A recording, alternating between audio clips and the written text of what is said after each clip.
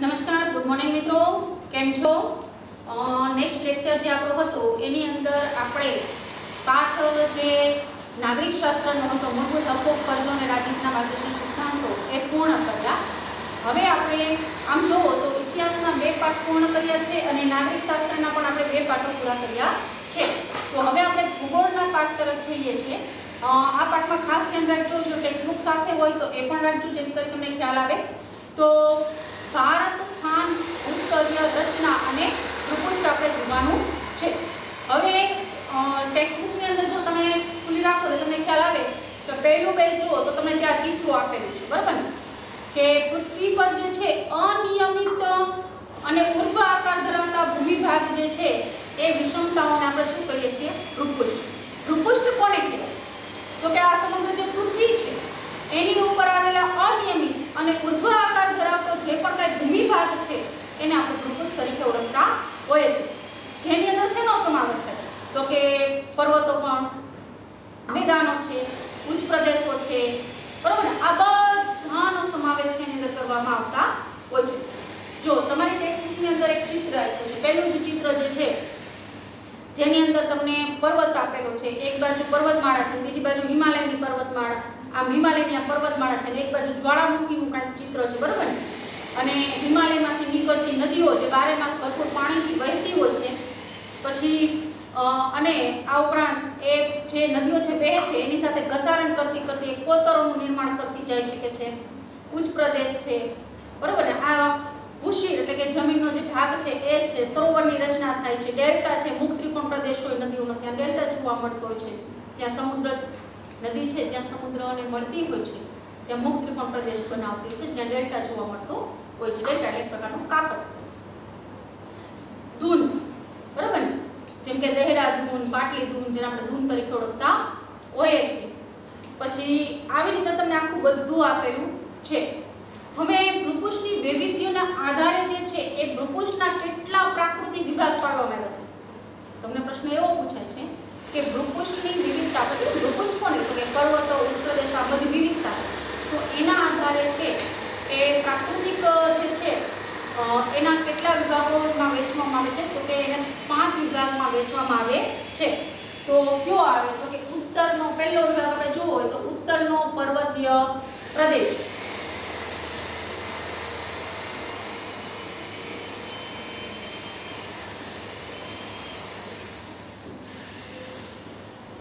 બરાબર? તો બીજો તો કે દ્વીપકલ્પ છે। ભારત કેવો દેશ છે? દ્વીપકલ્પીય ઉચ્ચ પ્રદેશ છે। તો બીજો આપણે લેવાનો દ્વીપકલ્પ, જે દ્વીપકલ્પીય ઉચ્ચ પ્રદેશ જે છે, બરાબર, એ જે છે એ આપણે લેવાનો છે। તો બીજો આવશે દ્વીપકલ્પીય ઉચ્ચ પ્રદેશ। પછી આપણે ત્રીજું લેવાનું છે, તો કે ત્રીજો ભાગ કયો આવશે? તો કે દ્વીપ સમૂહ, દ્વીપ સમૂહ આપણે કહીએ। પછી છે ઉત્તરનો વિશાળ મેદાન પ્રદેશ, ઉત્તર ભારત છે, ઉત્તરનો વિશાળ મેદાન પ્રદેશ। અને પાંચમો જે ભાગ છે એને આપણે જોવાનો છે તો તટીય મેદાન। તટીય મેદાનો એટલે કે દરિયા કિનારાના તટીય મેદાનો, એટલે કે દરિયા કિનારાના મેદાનો, જેને આપણે શું કહીશું? તટીય મેદાન, બરાબર? હવે આ બધા જ આપેલા છે અને તમને તમારી ટેક્સ્ટબુકની અંદર એક પેજ નંબર 106 ઉપર એક ભારતનો નકશો છે અને એની પાનની ઝડકી જે છે હિમાલયની પર્વતમાળા છે, બધું તમને આપેલું છે। હવે આપણે અહીંયા આપણે સૌપ્રથમ અત્યારે આપણે એક જ ટોપિક જોવાનો છે, ઉત્તરનો પર્વતીય પ્રદેશ વાળો જે ટોપિક છે। તમને પૂછાય ભૂપૃષ્ઠની વિવિધતાના આધારે જે પ્રાકૃતિક વિભાગને કેટલા ભાગમાં વહેંચેલું છે? તો 5। ઉત્તરનો પર્વતીય પ્રદેશ, દ્વીપકલ્પીય ઉચ્ચ પ્રદેશ, દ્વીપ સમૂહ, ઉત્તરનો વિશાળ મેદાન પ્રદેશ અને તટીય મેદાનો, જેને આપણે દરિયા કિનારાના મેદાન તરીકે ઓળખીએ છીએ। હવે આપણે માત્ર અત્યારે પહેલો ક્રમ બાય ક્રમ એક જોવાના છે। તો પહેલું આપણે જોશું એ શું છે? તો કે ઉત્તર જે છે, ઉત્તરનો પર્વતીય પ્રદેશ એ આપણે જોવાનું છે। ઉત્તરનો પર્વતીય પ્રદેશ, હવે તમને ખબર પડે उत्तर એટલે ઉપરની સાઈડ શું હોય તો કે હિમાલયની પર્વતમાળા આવેલી છે। તો આમ જુઓ તો એ ભારતનો એક પ્રાકૃતિક પ્રદેશ છે, બરાબર ને? અને ઉત્તર પશ્ચિમથી પૂર્વ દિશામાં ઉત્તરનો ભાગ જે છે આખો એ ઉત્તરમાં પશ્ચિમથી પૂર્વ દિશામાં લગભગ 2400 કિલોમીટર લંબાઈનો પથરાયેલો છે। તો ઉત્તરનો આ જે ભાગ છે, તમને એમ પૂછાય આ ઉત્તરનો પર્વતીય પ્રદેશ કીધું ને, તો ઉત્તરનો આમ જો તો અહીંયા આપણે જોઈએ તો આ ઉત્તર થયું, આ દક્ષિણ, આ પૂર્વ અને આ પશ્ચિમ। તો આપણે ઉત્તરનો ભાગ છે એ કેટલો પથરાયેલો છે તો કે પશ્ચિમથી પૂર્વ કયો, બરાબર? તો પશ્ચિમથી પૂર્વ દિશાની અંદર 2400 કિલોમીટર સુધી એ છે પથરાયેલો જોવા મળે છે। અને એને આપણે શું કહીએ છીએ? હિમાલય પર્વત શ્રેણી તરીકે ઓળખીએ છીએ। ઉત્તરનો જે આખો ભાગ છે એ આ રીતની હિમાલય પર્વત શ્રેણી આવેલી છે, જે પશ્ચિમથી પૂર્વ સુધી 2400 કિલોમીટરની પથરાયેલી છે, જેને આપણે હિમાલય પર્વત તરીકે ઓળખીએ છીએ કે છે। હવે આ જે હિમાલય પર્વત શ્રેણી જે છે એને આપણે કઈ રીતના જોવાની છે તો જોઈએ એ હિમાલય પર્વત શ્રેણીનો આકાર તમને પૂછે। આપણે હિમાલય પર્વત શ્રેણી તો હિમાલય પર્વત શ્રેણીનો આકાર પૂછાય તો કે ચાપ આકાર ધરાવે છે। હિમાલય પર્વત શ્રેણી કેવો આકાર ધરાવે છે તો કે ચાપ આકાર ધરાવે છે। હવે બધી જગ્યાએ એની પહોળાઈ છે એક સરખી જોવા મળતી નથી। તો 240 કિલોમીટર થી 320 કિલોમીટર 240 કિલોમીટર થી 320 કિલોમીટર વધઘટ થતી જોવા મળશે, બરાબર ને? બધી જગ્યાએ હિમાલયની જે પર્વત શ્રેણી છે એની છે પહોળાઈ એક સરખી હોતી નથી। તો 240 કિલોમીટર થી 320 કિલોમીટરની વચ્ચે વધઘટ થતી જોવા મળતી હોય છે। હિમાલય કઈ એક પર્વત નથી, બરાબર ને? આપણે હિમાલય કઈ પણ વાસ્તવમાં એક હિમાલય એક પર્વત નથી, પરંતુ અનેક પર્વત શ્રેણીઓ છે એનું સંકુલ છે। એમાં ઘણી બધી પર્વત શ્રેણીઓ છે એ આવેલી જોવા મળે છે। પશ્ચિમી અફઘાનિસ્તાન પૂર્વ તરફ આગળ વધો એટલે ભારત આ પશ્ચિમ એટલે આ બાજુ આવશે ને, આ પશ્ચિમ, બરાબર ને? આ પશ્ચિમ અહીં પૂર્વ, તો તમે આ બાજુ વધો આગળ, બરાબર ને? એટલે ભારત છે એની વાત કરીએ આપણે તો નેપાળ, ભૂતાન થઈ મ્યાનમાર સુધી પહોંચી શકાય છે। ઉત્તરમાં તેનો વ્યાપ જે છે એનો વ્યાપ જે છે હિમાલય પર્વત શ્રેણીનો વ્યાપ છે એ તિબ્બત સુધી ફેલાયેલો છે। ઉત્તરની અંદર હિમાલયનો જે વ્યાપ છે એ તિબ્બત સુધી ફેલાયેલો છે। મધ્ય એશિયાની પામીરની ગ્રંથિ નામે ઓળખાતી મુખ્ય પર્વત શ્રેણીનો ભાગ છે।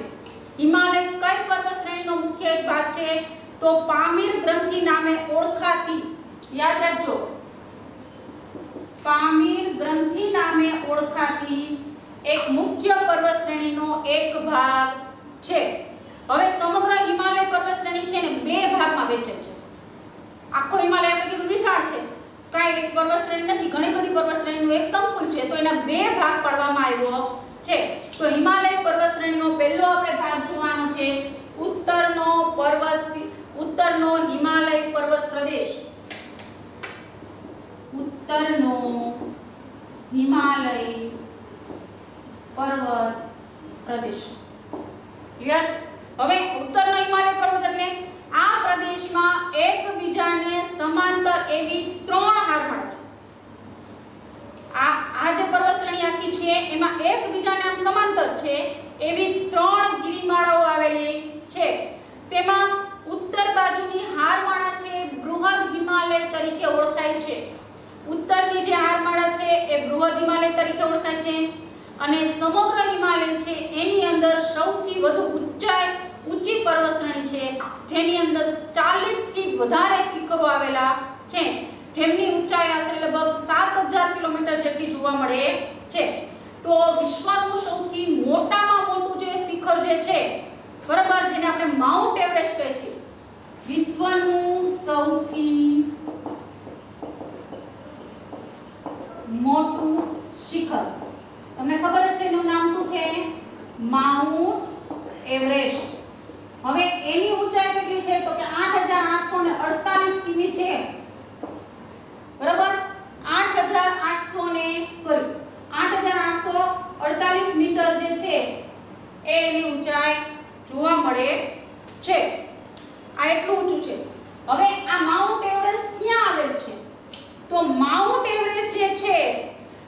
નેપાળ અને ચીનની સરહદ, બરાબર, આ તમને પૂછાય માઉન્ટ એવરેસ્ટ ક્યાં આવેલું છે તો તમારે કહેવાનું નેપાળ ચીનની સરહદ, બરાબર। હવે તો તેને તિબેટની અંદર છે, તિબેટમાં માઉન્ટ એવરેસ્ટને કયા નામે ઓળખવામાં આવે છે તો કે તિબેટમાં તેને સાગર મથા તરીકે ઓળખવામાં આવે છે। અને આ જે શિખરો જે છે અન્ય પ્રખ્યાત શિખરોની અંદર એક માઉન્ટ ગોડવિન આસ્ટીન જેને કહેવાય, માઉન્ટ ગોડવિન આસ્ટીન,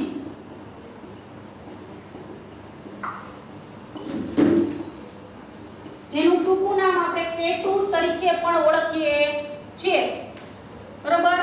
તે હિમાલય, આ પૈકી બૃહદ હિમાલયમાં જેલાપલા, નાથુલા, સિપકીલા વગેરે ઊંચા પર્વત ઘાટ આવેલા છે। હવે તમને પ્રશ્ન એવો પૂછાય છે કે હિમાલયમાં આવેલા ઘાટના નામ આપો, બરાબર। તો ઘાટની અંદર તમારે લખવાનું છે 3 ઘાટ જોવા મળે છે મોટા ભાગે, જેમાં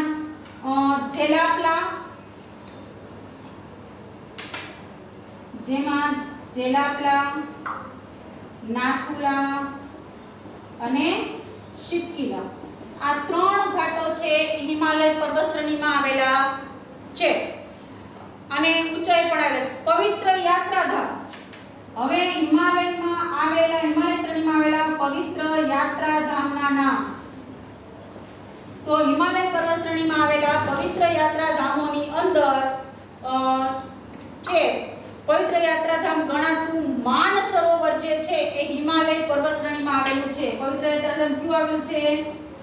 માનસરોવર, બરાબર, એ પણ તેમાં આવેલું છે। ફરીથી રિપીટ કરું છું, માત્ર ધ્યાન અહીં આપજો કેમ કે આ પાઠ સમજવામાં તમને ટફ પડશે થોડો, જો ધ્યાન અહીં આપશો તો જ વ્યવસ્થિત ખ્યાલ આવશે, પણ જો એકવાર ધ્યાન આપી દેશો તો તરત ખ્યાલ આવી જશે। આપણે શું કહ્યું, ભૂપૃષ્ઠના આધારે હિમાલય ભૂપૃષ્ઠના આધારે જે છે પૃથ્વી પર આવેલા જે અનિયમિત અને ઊંચા ઉર્ધ્વાકાર ધરાવતા જે ભૂમિભાગ છે ને આપણે શું કહીએ છીએ? ભૂપૃષ્ઠ કહીએ છીએ। તો ભૂપૃષ્ઠની વિવિધતાના આધારે એના કેટલા પ્રકાર પાડવામાં આવે છે? 5। પહેલું ઉત્તરનો પર્વતીય પ્રદેશ છે, બીજું દ્વીપકલ્પીય ઉત્પ્રદેશ, ત્રીજું દ્વીપ સમૂહ જોવાનું છે, ચોથું આપણે જોવાનું છે ઉત્તરનો વિશાળ મેદાન પ્રદેશ છે અને પાંચમું છે તટીય મેદાન। તો એની અંદર આપણે શું જોઈએ છીએ અત્યારે? ઉત્તરનો પર્વતીય પ્રદેશ। હવે આપણે કીધું કે એની અંદર હિમાલય પર્વતશ્રેણી આવેલી છે। હિમાલય પર્વતશ્રેણી કાંઈ એક છે નહીં, ઘણા બધા શિખરો એમાં આવેલા છે, શિખરોનું એક આખું સંકુલ જોવા મળે છે। તો આમ જુઓ તો ઉત્તરમાં ભારતનો આ જે ઉત્તરનો પર્વતીય પ્રદેશ છે એ પશ્ચિમથી પૂર્વ દિશામાં લગભગ કેટલા કિલોમીટર પથરાયેલો છે? 2400। પણ હિમાલય પર્વતશ્રેણીનો આકાર કેવો છે? ચાપ આકાર ધરાવે છે। હવે બધી જગ્યાએ એને જે શિખરો જે છે, બરાબર, એમાં વચ્ચે વધઘટ થતી જોવા મળે છે કે એક સરખા બધે જોવા મળતા નથી। તો 240 કિલોમીટરથી 320 કિલોમીટર જેટલી વધઘટ જોવા મળે છે।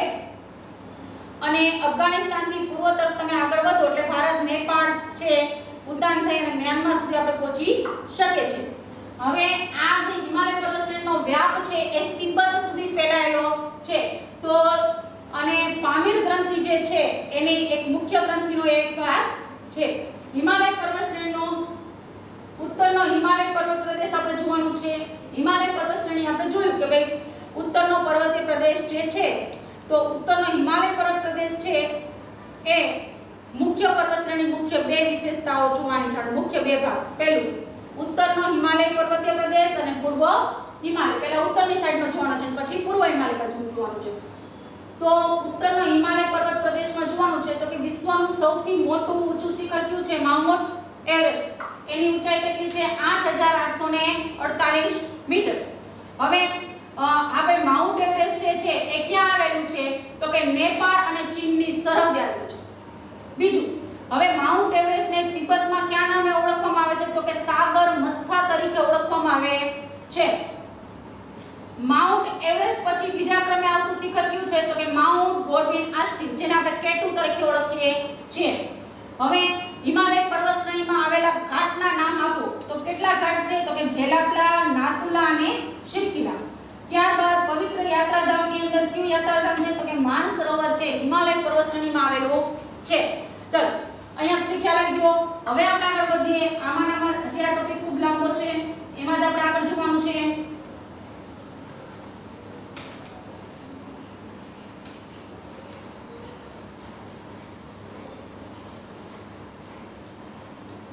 હવે અહીં ધ્યાન આપો.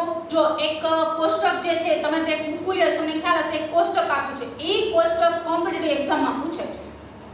બરાબર? અને આ પ્રશ્ન પૂછાયેલો છે એટલે માત્ર ધ્યાન આપજો. તમને એમ પૂછશે કે માઉન્ટ એવરેસ્ટ, બરાબર, માઉન્ટ એવરેસ્ટ. હવે માઉન્ટ એવરેસ્ટની ઊંચાઈ કેટલી? તો તમારે કહેવાનું 8848 મીટર.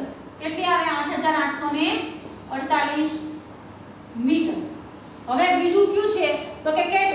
માઉન્ટ એવરેસ્ટ પછી બીજા ક્રમે કયું શિખર આવશે? K2, જેને આપણે શું કહીએ છીએ? માઉન્ટ બોરવીન આસ્ટીન. બરાબર ને? તો બીજા નંબરનું K2 છે માઉન્ટ બોરવીન આસ્ટીન. હવે એના કરતા થોડીક ઓછી છે. અહીંયા 8848 છે ને, તો અહીંયા 8611 મીટર છે ઊંચાઈ. ખ્યાલ આવ્યો? હવે એના પછી કાંચનજંગા આવશે. કાંચનજંગા, બરાબર? કાંચનજંગા છે એની 8598 મીટર જે છે. આમાંથી જોડકું બનશે હો, એટલે ખાસ ધ્યાન આપજો. પછી મકાલુ, ત્યાર પછીનું શિખર છે ઊંચું છે મકાલુ છે. મકાલુ છે 8418 મીટર છે. મકાલુ છે કેટલી ઊંચાઈ ધરાવે છે? 8481. પછી આવે છે પવલગીરી, પછી આવે છે ધવલગીરી. ધવલગીરી જે છે એના કરતા પણ થોડું ઓછું હશે, તો કે 8198 મીટર જે છે એ ધવલગીરીની ઊંચાઈ છે. ત્યારબાદ આવે છે અન્નપૂર્ણા. અન્નપૂર્ણા છે. હવે અન્નપૂર્ણાને કેટલો આવશે? તો કે 8070 મીટર. હવે આમાંથી જોડકું બનશે 110%. બરાબર? આ હું અહીંયા નામ આપી દઉં, બાજુમાં આપીશ, પણ શું કરીશ? આડાવડા ફેરવી નાખીશ આ પાઠની અંદર. એટલે તમને દરેકની કે માઉન્ટ એવરેસ્ટ છે તો કેટલા મીટર ઊંચાઈ છે? તો કે 8848. K2 પૂછે તો 8611 મીટર. કાંચનજંગા તો કે 8598 મીટર આવે. મકાલુ તો કે 8481 મીટર તમારે કહેવાનું છે. એવી રીતના ધવલગીરી તો કે 8198 મીટર. અન્નપૂર્ણા પૂછે તો 8070 મીટર. આવી રીતના તમારે. હવે હું તમને એમ કહું કે નીચે આપેલી જે પર્વતમાળાઓ જે છે, બરોબર, શિખરો છે, એને ચડતા ક્રમમાં ગોઠવો અને કા એમ કહું કે એને ઉતરતા ક્રમમાં ગોઠવો. હવે તમને એમ થશે કે ભાઈ આવો પ્રશ્ન કેમ પૂછ્યો? જો ચડતો ક્રમ એટલે તમને ખબર પડે ચડતા ક્રમમાં કઈ પહેલા સંખ્યા આવે, નાની કે મોટી, આવું તમે ચોથા પાંચમામાં ભણી ગયા. ખ્યાલ આવે છે કહું છું એ? તો તમને આવી રીતના પણ પ્રશ્ન પૂછી શકે. અને ઉતરતો ક્રમ એટલે સૌથી મોટી સંખ્યા પહેલા આવે. જો ઉતરતો ક્રમ પૂછે તો તમારે આમ આ સીધે સીધું આવે. પણ જો ચડતો ક્રમ પૂછવામાં આવે તો તમારે પહેલા અન્નપૂર્ણા લખવું પડે, પછી ધવલગીરી લખવું પડે, પછી મકાલુ, પછી કાંચનજંગા, પછી K2, પછી માઉન્ટ એવરેસ્ટ આવે. ખ્યાલ આવ્યો? તો આવી રીતના પણ આમની અંદર છે એ આપણે જે 16 માર્કનો જે છે વિભાગ A એમાં પ્રશ્નો પૂછાઈ શકે છે. એટલે આ જોડકું છે મોસ્ટ આઈમ્પી ફરજિયાત પાકું કરવાનું છે. હવે બૃહદ હારમાળા જોવાની છે આપણે. બૃહદ હારમાળા દક્ષિણે આવેલી બીજી હારમાળા પણ છે એ વિસ્તારમાં પથરાયેલી છે. જો બૃહદ હારમાળા છે ખૂબ દક્ષિણમાં પણ પથરાયેલી છે. તેની મધ્ય હિમાલય અથવા લઘુ હિમાલય તરીકે ઓળખવામાં આવે છે. તો બૃહદ હિમાલય જે છે એની દક્ષિણે આવેલી બીજી હારમાળા પણ જે વિસ્તાર પથરાયેલી છે એને ક્યાં નામ ઓળખવામાં આવે? તો કે લઘુ હિમાલય અથવા એને લઘુ હિમાલય તરીકે પણ ઓળખવામાં, મધ્ય હિમાલય અથવા લઘુ હિમાલય તરીકે પણ ઓળખવામાં આવે છે, જે હિમાચલ પર્વતશ્રેણી છે, હિમાચલમાં આવેલી છે. હવે આશરે 80 થી 100 કિલોમીટર પહોળાઈ ધરાવતી આ હારમાળામાં પીરપંજાલ, મહાભારત અને નાગટી બાદ ગિરિમાળા આવેલી છે. ચાલો હવે આપણે જોવાનું છે હિમાલય પર્વત શ્રેણીની અંદર જે બૃહદ હિમાલય જે છે બરોબર ને એ બૃહદ હિમાલય, મધ્ય હિમાલય અને લઘુ હિમાલયની પર્વતમાળાઓ આવેલી છે, જેની અંદર આપણે જોવાનું છે કે હિમાલયની જે લઘુ હિમાલયની વાત કરીએ આપણે તો આશરે 80 થી 100 કિલોમીટરની પહોળાઈ ધરાવે છે, જેની અંદર મહાભારતની આપણે વાત કરીએ તો પીરપંજાલ, મહાભારત અને નાગટીબા ગિરિમાળાઓ. કઈ કઈ ગિરિમાળા આવેલી છે હિમાલય પર્વત શ્રેણીમાં? તો પહેલું પીરપંજાલ, બીજું નાગટીબા અને મહાભારત. તમને પ્રશ્ન એવો પૂછાય છે હિમાલય પર્વત શ્રેણીમાં આવેલી ગિરિમાળાઓના નામ આપો, તો તમારે પીરપંજાલ, નાગટીબા અને મહાભારત છે એ ગિરિમાળાઓ આવેલી છે. ત્યારબાદ ગિરિમથકો પણ ઘણા ઊંચાઈ છે, મધ્યમ સ્તરની ઊંચાઈ હોય ત્યાં ગિરિમથકોનો પણ વિકાસ થયેલો જોવા મળે છે. તો હવે આપણે જોવાના છે ગિરિમથકો. ગિરિમાળાથી હિમાલય પર્વત શ્રેણીમાં આવેલા ગિરિમથકોના નામ આપો. તો એ ગિરિમથકોની અંદર ડેલહાઉસી, ખાસ યાદ રાખજો બરાબર, ડેલહાઉસી આવશે, ધર્મશાલા, શિમલા અને મસૂરી, રાણીખેત, મસૂરી, રાણીખેત આ બધા જ જે છે એ ગિરિમથકો છે એ અલ્મોડા, નૈનીતાલ, અલ્મોડા, નૈનીતાલ બરાબર, આ ઉપરાંત દાર્જિલિંગ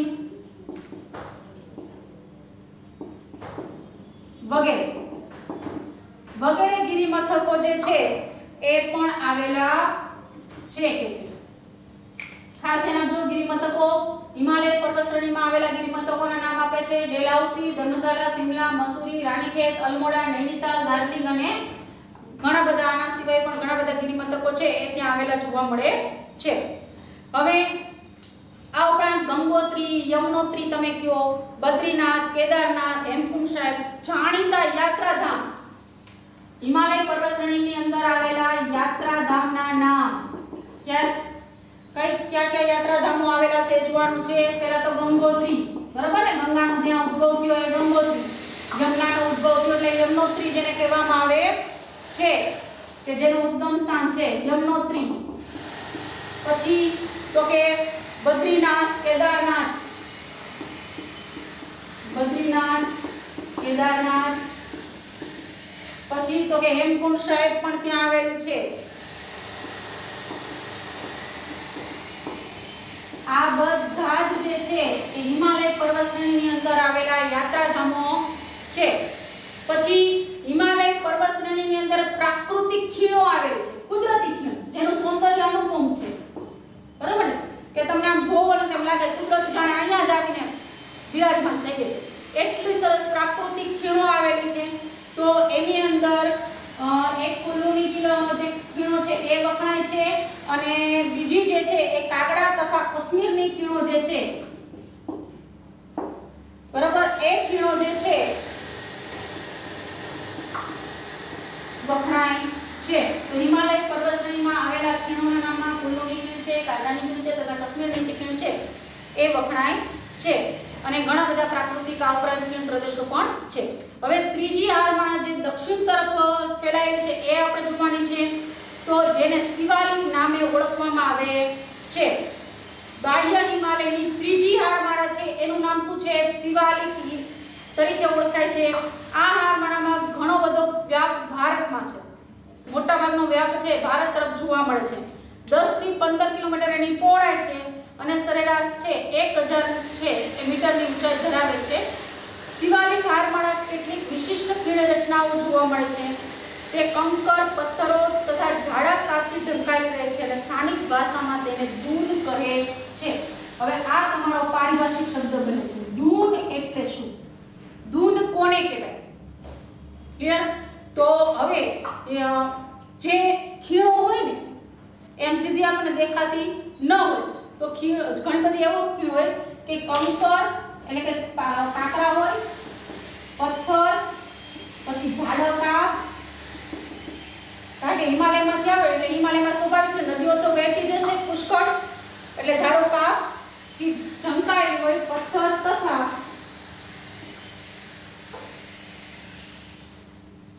કંકર, પથ્થર તથા ઝાડા કાપથી ઢંકાયેલી કંકર, પથ્થર તથા ઝાડા કાપથી ઢંકાયેલી રહી છે, ઢંકાયેલ હોય બરાબર, જેને સ્થાનિક ભાષામાં દૂન કહે છે. કેટલીક ખીણો હિમાલયમાં આવેલી છે જે ખીણો કંકર, પથ્થર તથા ઝાડા કાપથી ઢંકાયેલી છે જેને સ્થાનિક ભાષામાં શું કહે છે?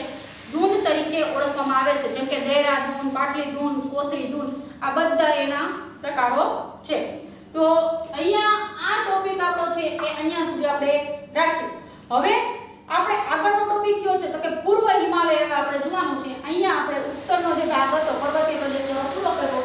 હવે આપણે પૂર્વ હિમાલય જોવાનું છે.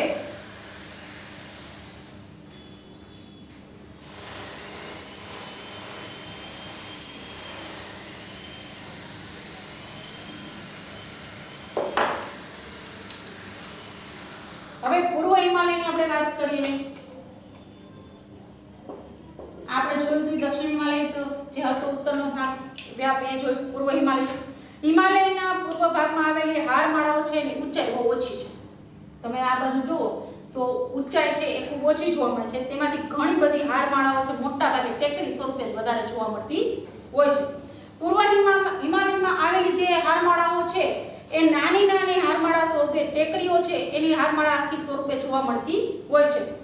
જેમાં પતકાય અરુણાચલમાં હવે એક જોડકું બને છે બરાબર. તમને એમ પૂછાય કે પતકાયની ટેકરીઓ બરાબર પૂર્વ ભાગની અંદર નાની નાની ટેકરી સ્વરૂપે હિમાલય છે તો તમને એમ પૂછાય પતકાય જો આખું જોડકું બનાવજો આ પતકાયની ટેકરીઓ ક્યાં આવે તો તમારે કહેવાનું અરુણાચલ પ્રદેશમાં. અરુણાચલ પ્રદેશ. પછી તમને એમ પૂછાય કે ભાઈ નાગા ટેકરીઓ ક્યાં આવેલી છે બરાબર તો એ તમારે છે એ નાગાલેન્ડમાં લખવાનું છે. હજી એક ટેકરીઓ આવેલી છે જે મહત્વની છે. પછી લુસાઈની ટેકરીઓ આ તમારા સ્વાધ્યાયનો પ્રશ્ન છે. લુસાઈની ટેકરીઓ છે એ મિઝોરમમાં છે બરાબર. આ જોડકા રૂપે પૂછાય છે કે ભાઈ પતકાયની ટેકરીઓ ક્યાં આવેલી તો તમારે કહેવાનો અરુણાચલ પ્રદેશ. નાગા ટેકરીઓ નાગાલેન્ડમાં, લુસાઈની ટેકરીઓ છે મિઝોરમની અંદર જોવા મળે છે. સ્વાધ્યાયમાં પણ આપેલું છે એટલે ખાસ ધ્યાન આપજો. આ ટેકરીઓ ભારતની પૂર્વ સરહદ પાસે આવેલી છે. તેમનું અનુસંધાન મ્યાનમારમાં આવેલી આરાકાનીઓ હારમાળા સાથે છે. ગારો, ખાસી અને જેન્તિયાની ટેકરીઓ મેઘાલય. બહુ મહત્વનો પ્રશ્ન આવ્યો. ગારો, ખાસી અને જેન્તિયાની જે ટેકરીઓ છે એ ક્યાં આવેલી છે? મેઘાલયમાં આવેલી છે. પહાડી વિસ્તારમાં વરસાદનું પ્રમાણ છે એ ઘણું વધારે છે તેથી અહીંયા ગીચ જંગલો જોવા મળે. તમને ખબર હશે કે પર્વત હોય એ શું કરે? ભેજવાળા પવનોને રોકી દે. એટલે ભેજવાળા પવનને રોકી નાખે એટલે શું થાય? વરસાદ ત્યાં વરસી જતો વધારે હોય છે. એટલે આ પહાડી વિસ્તાર છે એટલે ત્યાં વરસાદની માત્રા વધારે જોવા મળે છે અને ત્યાં ગીચ જંગલો ખૂબ વધારે જોવા મળતા હોય છે. જંગલોનો પ્રદેશ હોવાને કારણે ત્યાં સડક માર્ગ કે રેલ માર્ગ છે એનો બહુ વિકાસ થયેલો જોવા મળતો નથી. બહુ ઓછી માત્રામાં થાય કારણ કે પર્વતીય વિસ્તાર હોય એટલે ત્યાં બહુ થશે નહીં. ચાલો આ ટોપિક આપણે અહીંયા સુધી છે એ રાખીએ છીએ. નેક્સ્ટ લેક્ચર છે એમાં ફરીથી આપણે છે નવો જે આપણો છે પર્વતીય પ્રદેશ છે ઉત્તરનો પર્વતીય પ્રદેશ પછી આપણે બીજો ટોપિક છે ઉત્તરનો વિશાળ મેદાન પ્રદેશ એ આપણે જોશું.